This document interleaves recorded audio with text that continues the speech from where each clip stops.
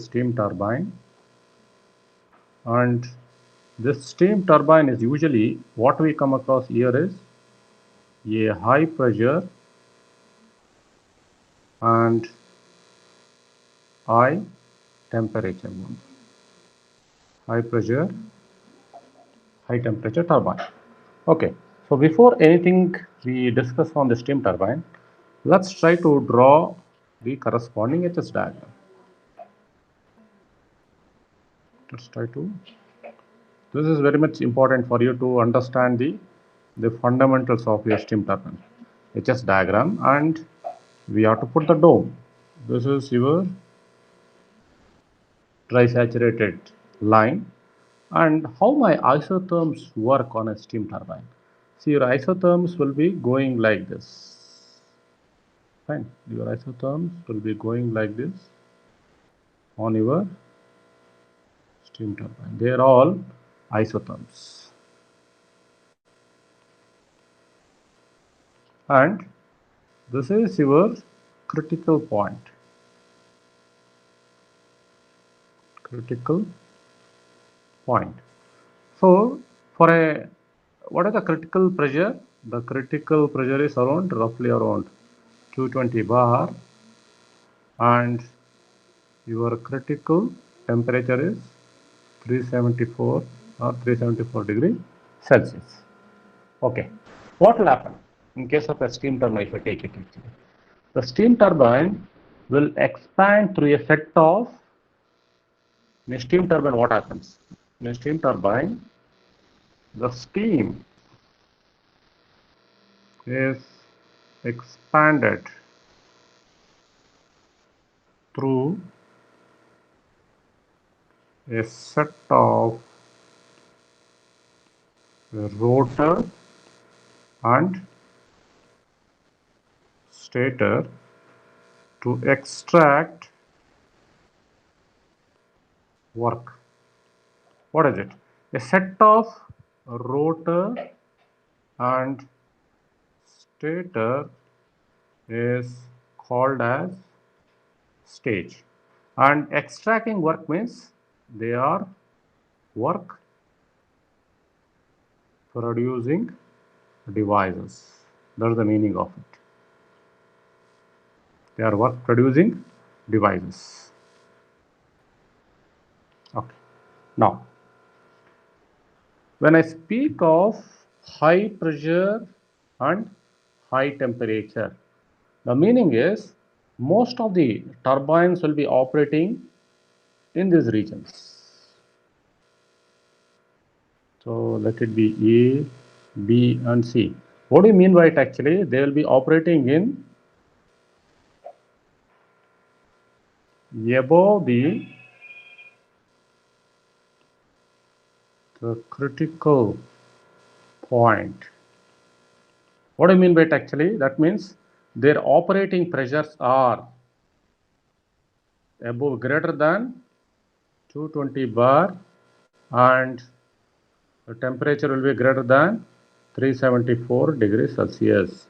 That means if I speak of an high pressure turbine, steam turbine operating in any of the maybe steam power plant, let it be something like if I take the nuclear power plant, they will be operating in the range of around 300 bar or 350 bar, operating at a temperature of around 700 degrees Celsius or 800 degrees Celsius. That's the meaning of it.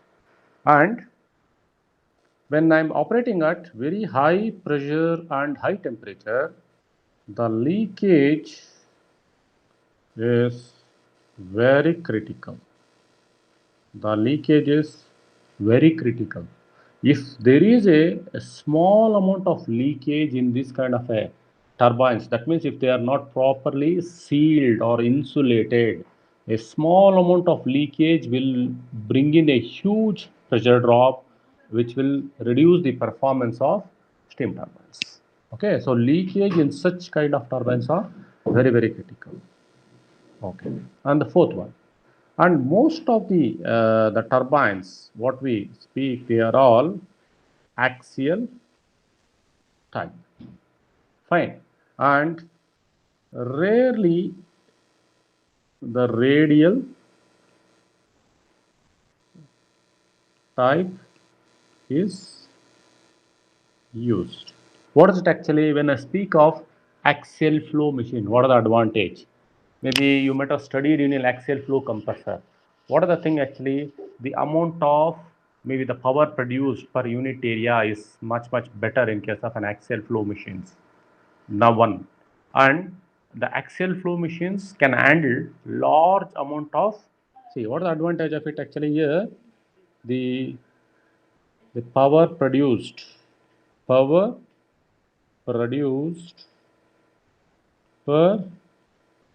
unit area is I.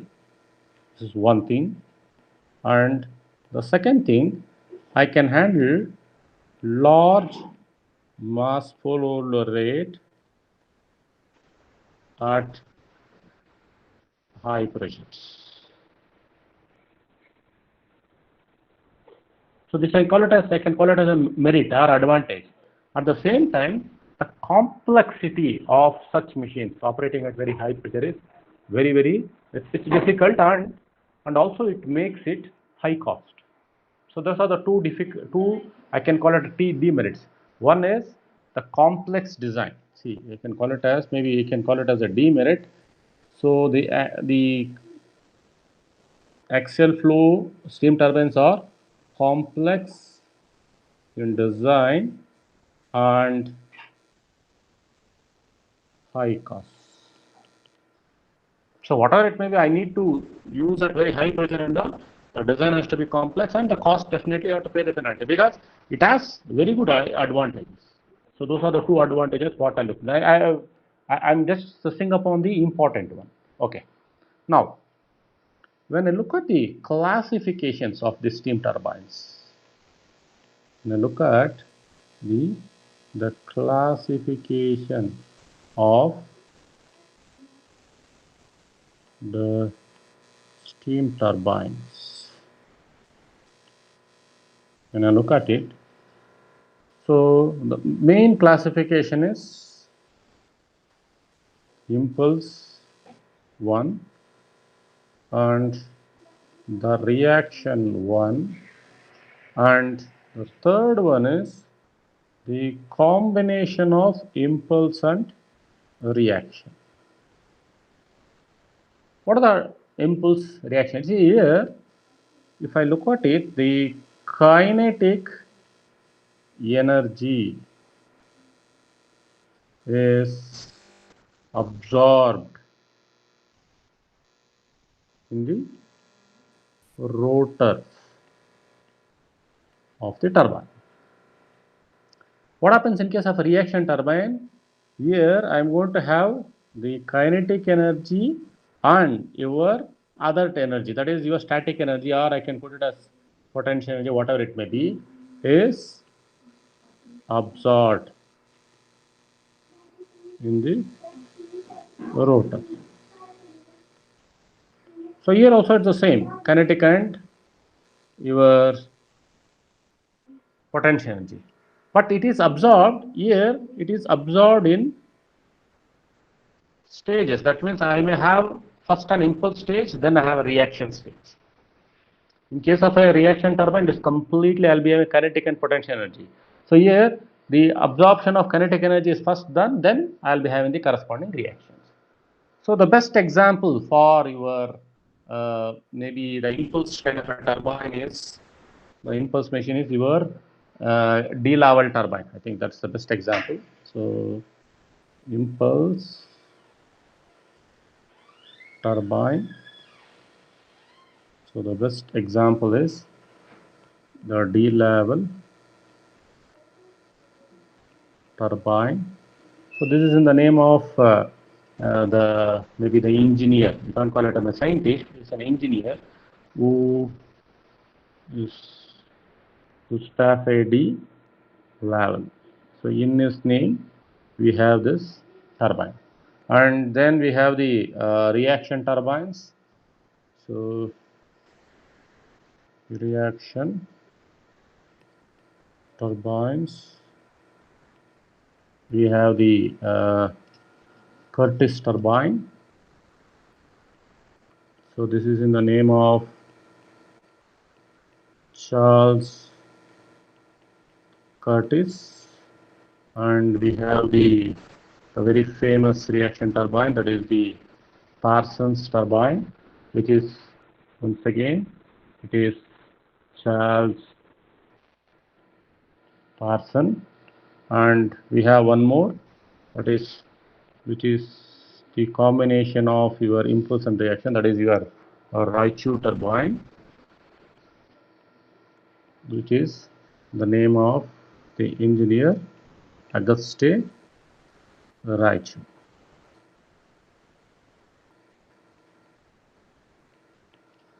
Fine. Now we have seen, see, I'm not going to in detail about what are the classifications, but at least we should know what will happen in reaction turbine. The impulse and reaction turbine is what is most commonly nowadays this is used, most commonly.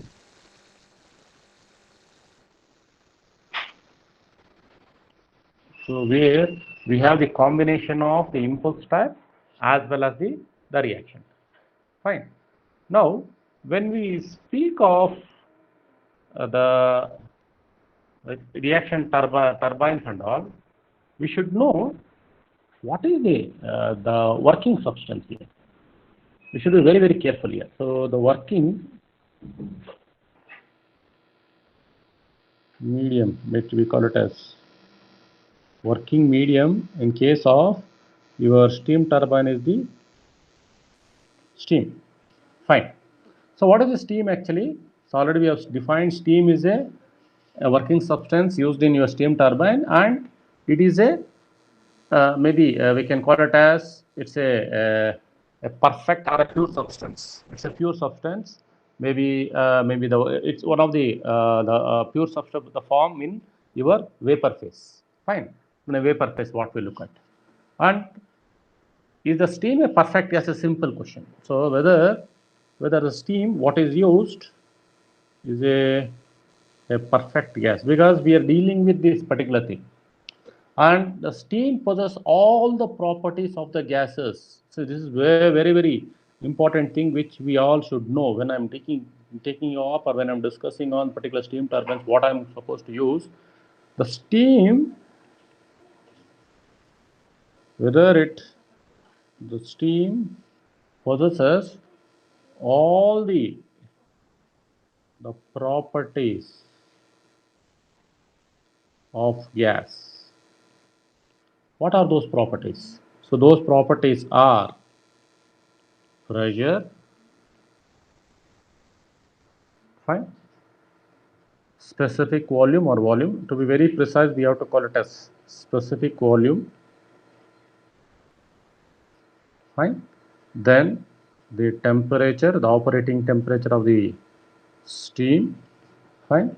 Then the internal energy.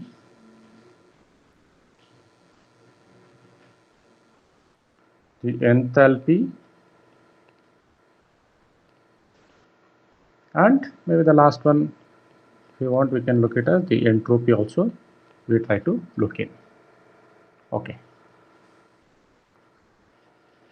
Now, when we speak of this steam, we are more worried about what type of steam we are operating, or our steam turbine is operating. The preferred one is the superheated steam. Okay, it is nothing but it is a dry steam. When heated at constant pressure to a higher temperature above its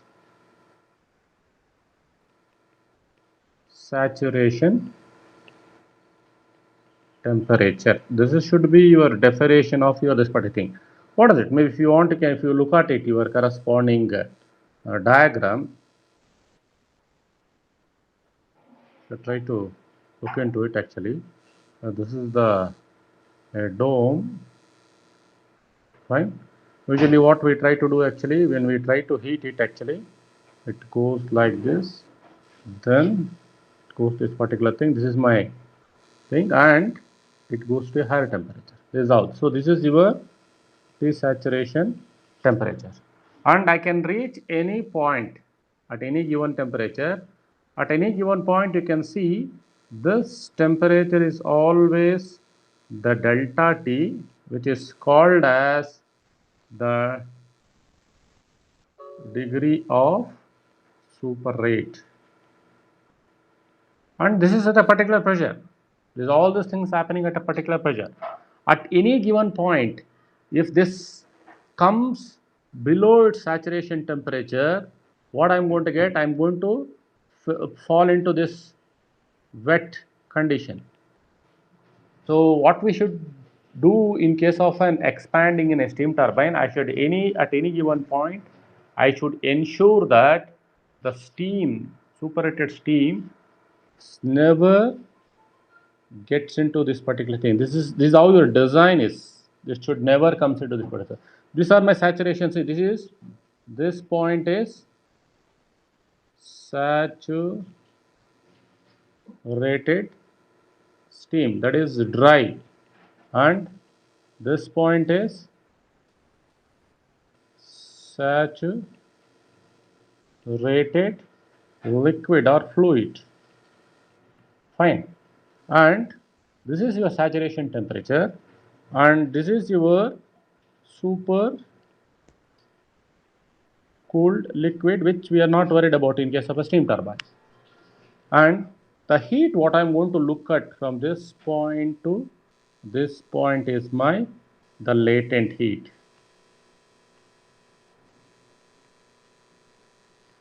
Fine.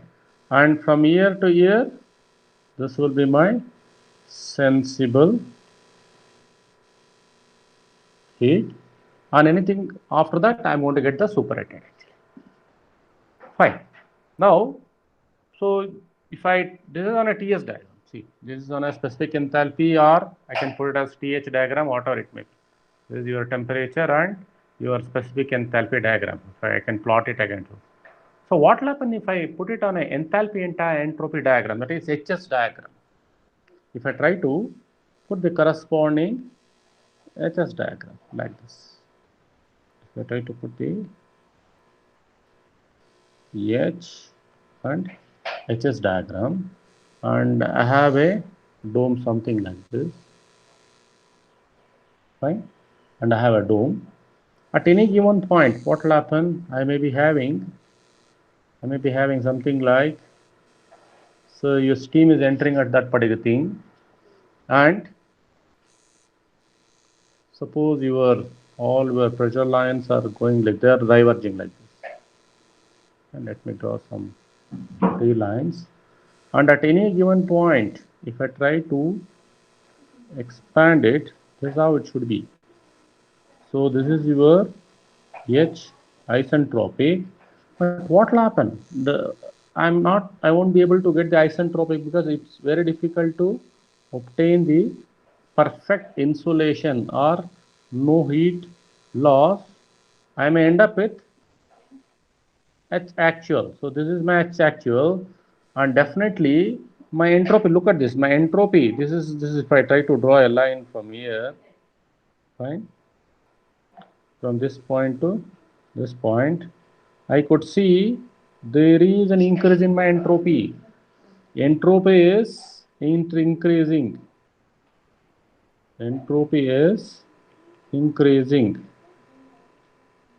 If entropy remains constant, that means your deltas remains constant. So the ideally I am trying to exit or exhibit what is called as a adiabatic, which is reversible in nature. I call that as an isentropic process. And maybe we all know this HS diagram. It's also called as your Mollier chart or Mollier diagram. And this is very, very important. See, whatever may be the steam or something, we try to look into this particular thing and try to observe it. Okay. and we try to, so this is an expansion process. What we look in case of a steam turbine is an expansion. Whether this expansion is occurring in single stage, this may be a particular stage. Say for example, this at some pressure P1, this is at P2, P3. This may be first stage or second stage. Fine. So what will happen? Maybe I may be having, see, yeah, this may be one more thing going on, or this may be one more. So I may be, so from this point to this point, so at each and every point, this may be pressures, these are the pressures. Each stage, my isentropic will be dropping vertically, and my actual will be going in a direction which is non-isentropic. And as far as possible, this green line should be closer to it. Otherwise, what will happen? This will indicate when my entropies are increasing, it shows that my losses are increasing, and these losses can be anything. This can be a leakage loss, or this can be a pressure loss. This can be maybe I'm unable to attain the particular temperature.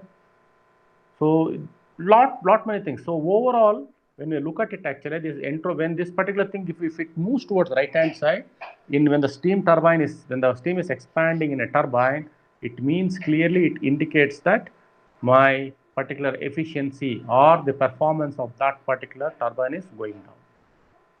Okay. What is your steam turbine? See, steam turbine convert a part of the energy of the steam, but high temperature into corresponding mechanical part.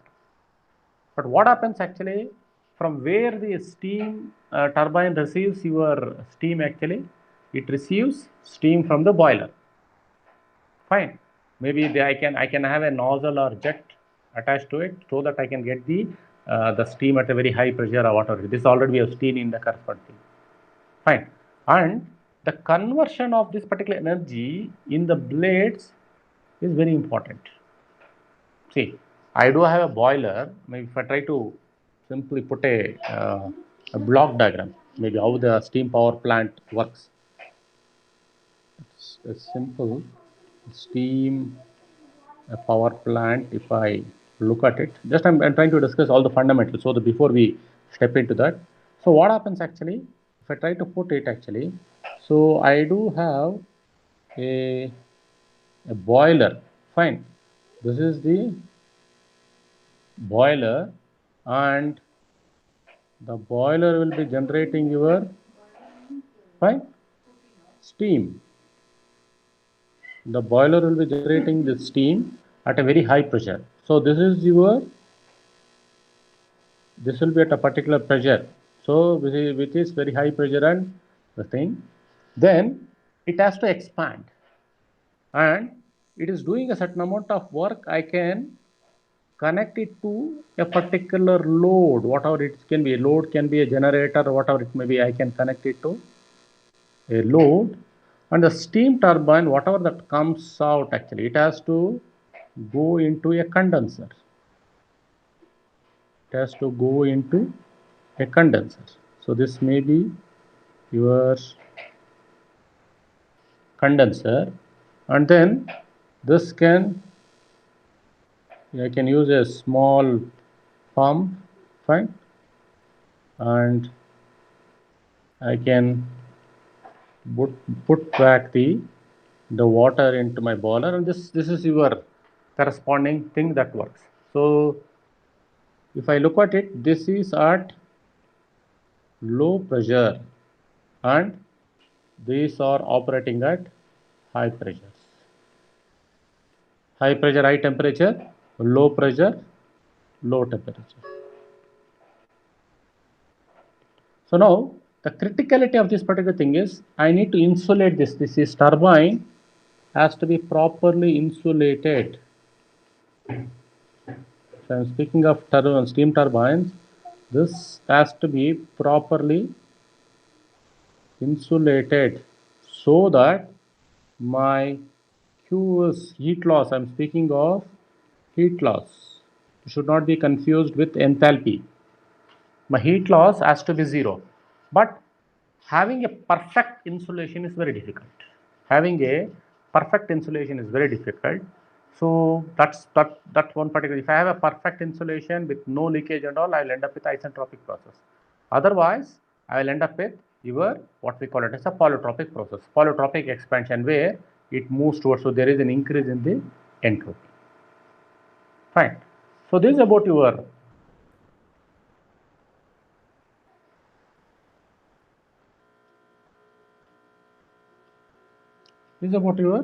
maybe a steam power plant, a simple construction. Okay. Now we will discuss on very few things which you already studied. What is meant by compounding of steam turbines.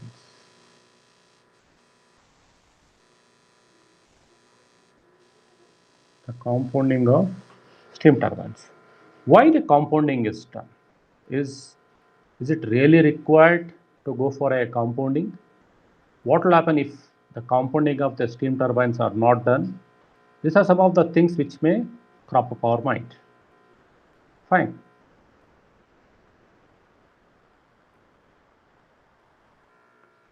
Which you might have studied in your elements of mechanical engineering, whatever it may be. So these are the points you might have discussed actually. So the compounding is this is done to reduce the rotational speed of the turbine to working limits. What is it actually? See, if I don't do the compounding is nothing but staging of a turbine. So you have to clearly understand that compounding of a turbine means having the stages attached. Otherwise, if I have only one rotor, simply a single rotor is there, and the rotor I do have one status. So simply the steam will just enter the rotor. It will rotate like anything, and it is connected to a load. I don't have any control. See, what is my inlet pressure? What should be my exit pressure? Here, at any point, I should ensure that the exit pressure is atmospheric, and this is the exit pressure at which, so around my condenser will see a particular pressure at which maybe the condenser will work at a particular pressure is lower it. Maybe if the entry to the steam condenser is very high, then the size of the condenser will be very huge. If my size of the condenser, I need to design it for a given power plant, maybe operating at some 100 megawatts or 500 megawatts. The size of the condenser also might matters. So the size of the condenser, if the entry is around 5 bar or 6 bar, and at the exit of your condenser maybe at 0.8 or point just slightly below your atmospheric, I could see a good efficiency steam condenser. If I don't do the compounding, so what will happen? The exit, not only the speed, really one particular thing is speed, but indirectly the way the steam is expanded in a turbine becomes uncontrolled. Expansion of the steam becomes uncontrolled.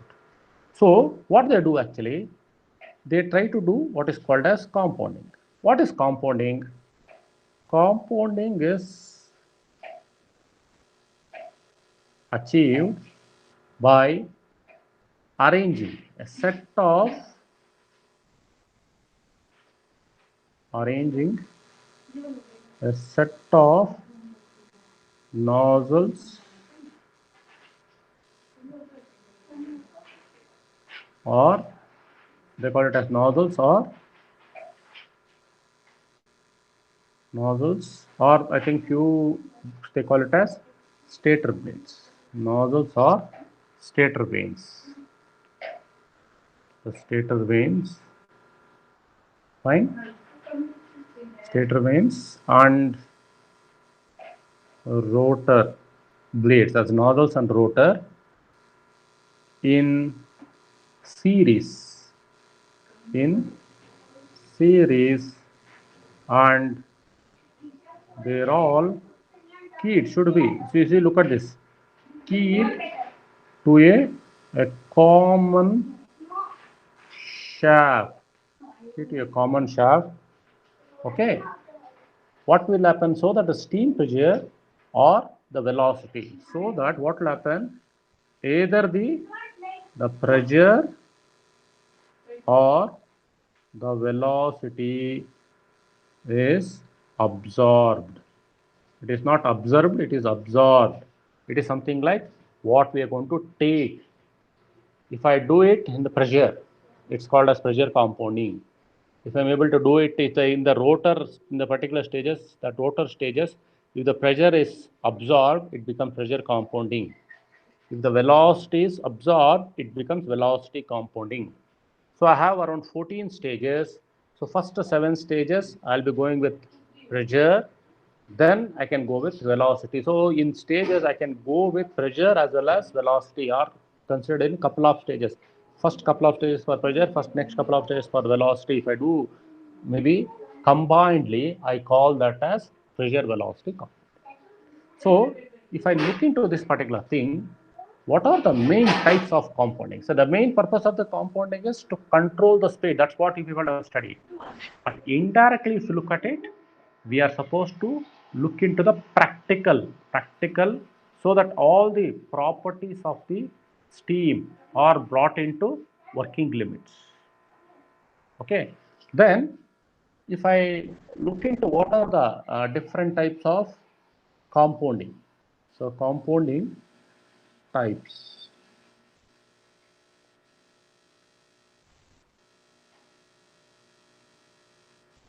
The compounding types. If I look at it, the first one is